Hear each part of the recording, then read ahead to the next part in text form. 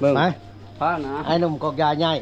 เดี๋ยวนี้ล่ะสิชวนไปหับของฝากจากสาวน้อย100นี่ปีนก็บกม่วงว่ะเขาเห็นเพิ่นปีนก็บกม่วงว่าขึ้นซะเล่าก็เดียวว่าสิเอาไปสิได้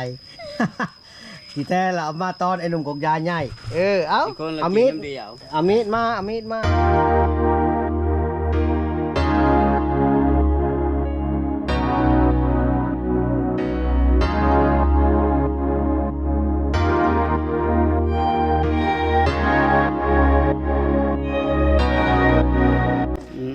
สบายดีไอ้หนุ่มกอกยาใหญ่สบายดีฮู้เราบอกว่าสาวน้อยร้อยลีลาเอาวันมะม่วงมาฝากฮู้แล้วเนาะใส่สาวน้อยนะเด้สาวน้อยใส่เด้เอายังให้สาวน้อยอันค่าเพิ่นเอามะม่วงมาเอาแกล้มใส่กระแลมสิไรไปสิแกล้มโอ้ก้อนเท่าไรก้อน 3,000ก้อน 3,000มะม่วงนี่แหละบอกเพิ่นเอามาตอนใดเพิ่นจะเอามาบอกเช้านี่เด้บอกเช้านี้สาวน้อยร้อยลีลาก็เอาใจใส่ขนาดเนาะว่าในใดเพิ่นจะเอามาให้เอามะม่วงมาให้กินดีกว่าโอ้มะม่วงมาให้กินดีกว่าอันนั้นแม่สิเฮ็ดได้ไดเอาไปล้างมาสู่เพิ่นกินอีกบ่หรือได้ได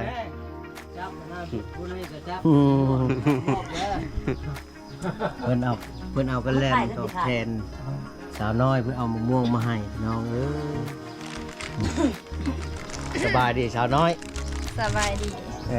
ถือว่าตอนช่วงนี้โสดบ่หรือใดสถานะโสดเนาะยังบ่ทันมีแฟน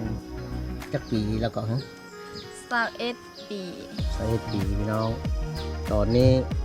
โสดแต่ว่ายังมีไอ้หนุ่มกอกยาใหญ่อยู่ในใจ ไอ้หนุ่มกอกยาใหญ่นี่เด้เอาไว้อยู่ในใจเนาะบุพอเว้าเนาะเอาไว้อยู่ใส่ก็ได้คือว่าไอ้หนุ่มกอกยาใหญ่นี่เพิ่นสั่งให้สาวน้อยร้อยลีลาเอามะม่วงมาให้กินก็เอามาให้ดีเต็มทงพี่น้องเลยโอ้ไอ้หนุ่มกอกยาใหญ่ก็เอากระแลมมาให้ปั๊บรถทางนี้ก็ได้โอ้คือว่าเอาใจใส่ขนาดเฮาเมื่อยสั่งเลยพี่น้องเอ้ย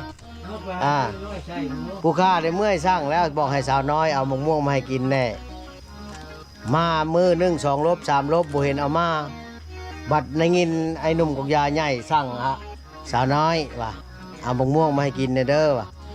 บุญนึงเห็นแล้วหิ้วเป็นธงเต็มธงมาเลยเนาะโอ้เอาใจใส่ไปนี่ละบ่มันเป็นแม่นมันจะแม่นคนมักหักกันโอ้สาวน้อยงามเลยพี่น้องเลยนี่ไม่ใช่สิวะงามจนบ่มีใครกล้ามักสาวน้อยงามนะเพราะว่าเพิ่นเป็นสาวบ้านนอกบ้านนาบ่ค่อยได้เข้าในเมืองแต่เพื่อนแต่งตัวก็แบบนี้แหละบ่ค่อยได้เข้าในเมืองค่ะแต่กรุงเทพเด้บ้านนี้ไอ้หนุ่มกอกยาใหญ่เป็นอะไรอันสาวน้อยนี่หมักแห้งบ่แห้งบ่หมักแห้งบ่สำหรับสาวน้อยเจ้าแหละอ้าวว้าวเบิ่งโน้หมักบ่หมักแห้งบ่หมูเนี่ยครับเห็ดบุกาบอกอีกเบิ่งบัดนี้มาถามเบิ่งสาวน้อยก่อนมักไอ้นุ่งกอกยาใหญ่บ่สาวน้อยมัก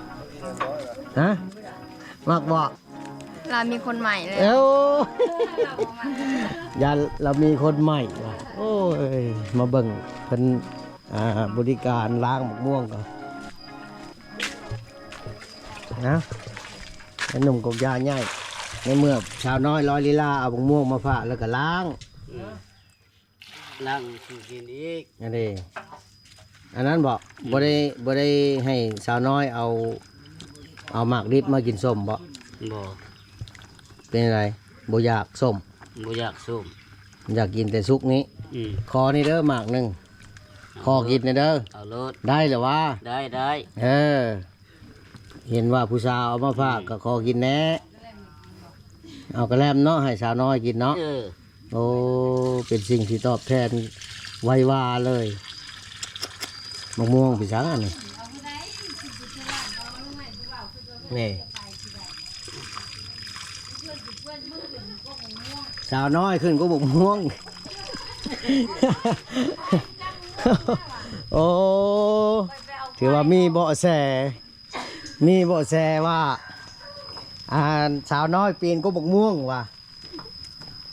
เขาเห็นเพิ่นปีนก็บกม่วงว่าขึ้นสะเล่าก็เดียวว่าสิเอาไปสิได้ ที่แต่เราเอามาตอนไอ้หนุ่มกกยาใหญ่เอา อีกคนละ เอา กิ มี น ด น้ำเดียว เอามีดมาเอามาให้สาวน้อยปอกให้เด้อว้าวบ่แซ่บได้มันบ่แซ่บเอาไม้เพิ่นปอกให้มันจังแซ่บ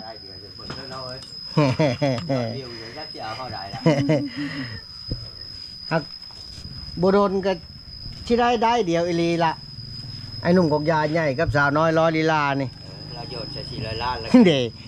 แต่ว่าเพิ่นเดี๋ยวนี้เพิ่นยังคลองให้ถึกเลข400 ล้านสิก่อนเพิ่นว่า ถึกเลข400 ล้านแล้วถือว่าสาวน้อยจึงเอา แต่ว่าตอนนี้แหละเพิ่นก็ยังค้างๆค่าๆอยู่ พอดีไปโมให้มันหมดเลยโมควายเสีย เอาปอกให้ไอ้หนุ่มกกยาใหญ่กินแน่ กินไงชุบ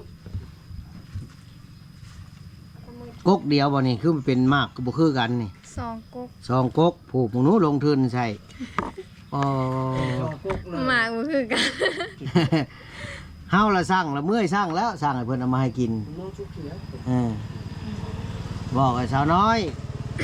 เอามะม่วงมาให้กินนะเด้อว่ะเกือบเดือนนึงแล้วสั่งหาบ่มาให้บัดไอ้หนุ่มกกยาใหญ่สั่งบาทเดียวรถปั๊บรถขึ้นพร้อมบัดนี้ขึ้นเอามาให้กินพร้อมเอาป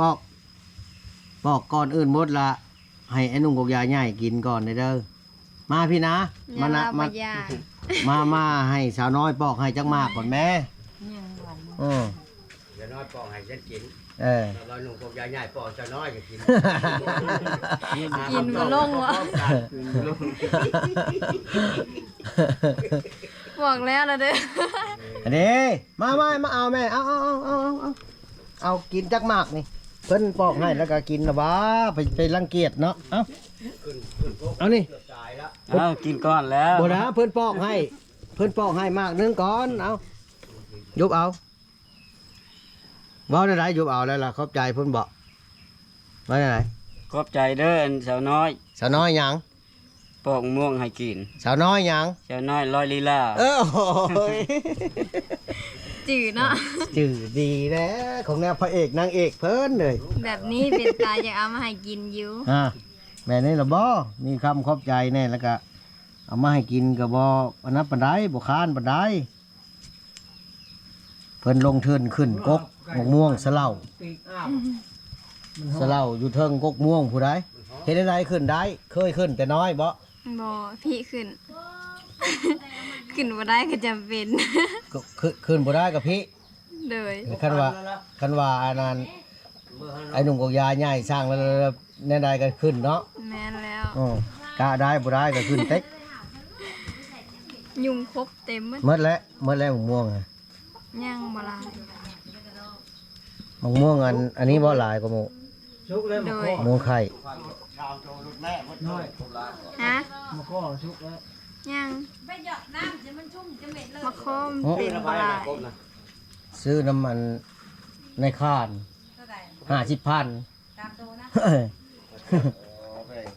โอ้ยได้กบกายเลย บ่แม่นสิเอามาเลี้ยงบ่กบธรรมชาติ อืม มึงสิเอามาเลี้ยงบ่ กบธรรมชาติบ่ เลี้ยงแล้วเลี้ยงในท้องนั่นล่ะ ปาดให้มือกอง ฮะปาดให้มือกองบ่ฮะเอามาขอบใจชาวน้อยร้อยลีลาคือว่า นี่แหละ ค่าถ่ายคลิปเพิ่นปาดมะม่วงให้กิน เมื่อกี้นี้เพิ่นปอกให้ไอ้หนุ่มกกยาใหญ่เพื่อย่านตากล้องเสียใจเพิ่นก็เลยปอกให้กินจักหมากนึงอ่ะโอ้ยเบิ่งมากินแล้วสิเห็นเขาตีนเทวดาเพิ่นบ่ได้หลายอืม ปะเลย ห ผสมเลยเหรอ บ่ได้สีเลยมันเลย แซ่บก็ซักพี่น้องเอ้ยอือ ฮะ เอา เข้าอยู่บ่ ขอบใจขอบใจ ก็มาเกินมานะ อืม แต่แม่รุ่นมันคือเวทนะบ่มีรุ่นนึงอ่ะ หมดแล้ว มะม่วงเพิ่นเอามาแต่เพิ่นปอกให้กินอีก จะตามว่าไม่จะประมือจำมันนี่ค่ะ อืม แต่ละพวดนะ นี่ จำเท่าไหร่ ชำแคนชำนี่กูพัน เดี๋ยวอิ่มบ่ไอ้หนุ่มกับยายใหญ่อิ่มอยู่บ่ เก็บเป้ อ๋อโต๊ะสุดซองมากยับคนละเบื้องเลย อืม เป็นเลิกได้ โอ้ เออ แซ่บแซ่บแห้ง โอ้แซ่บแห้งว่ะคือบ่บังห่อ มึงห่อมบ่แซ่บเฮานี้ หอมใช่ไหม บักห่อแซ่บบ่แซ่บจะบ่ม่วงกว่าเนาะโอ้ยอืม ต้นนะเป็นมั้ง อ่ะก็ถือว่า โอ้มันก็เป็นนั่นแหละ สำหรับคลิปนี้ก็แบบเฮฮาไปเล็กๆน้อยๆเนาะ เรานี่ล่ะ อืมถือว่ายามเที่ยง เราชื่อนั่นนี่บ่ ๆถือว่าคลายเครียดก่อนบ่ายคลายเครียดพี่น้องเอ้ยนะสบายดีบ๊ายบายแน่ ดำนี่ดำ บ๊ายบายไอ้หนุ่มกับยายใหญ่บ๊ายบายกล้องเลย ลุยไปลงเลยว่ะ บ๊ายบายเลย บ๊ายบา เอย อเรื่องนั้นละบ่อ่ะโอเค อ